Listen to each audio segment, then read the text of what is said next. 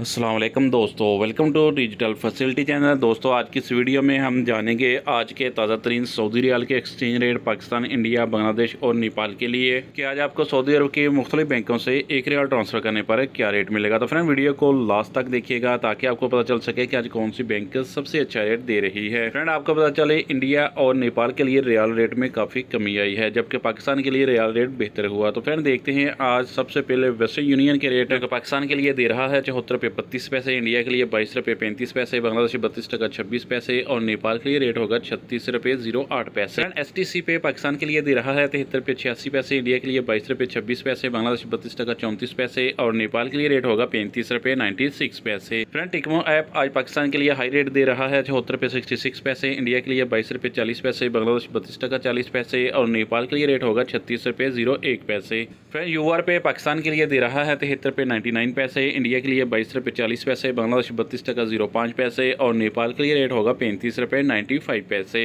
मोबाइली पे आज पाकिस्तान के लिए दे रहा है 74 रुपये 46 पैसे, इंडिया के लिए 22 रुपये 40 पैसे, बांग्लादेश 32 टका 26 पैसे और नेपाल के लिए रेट होगा 35 रुपये 98 पैसे।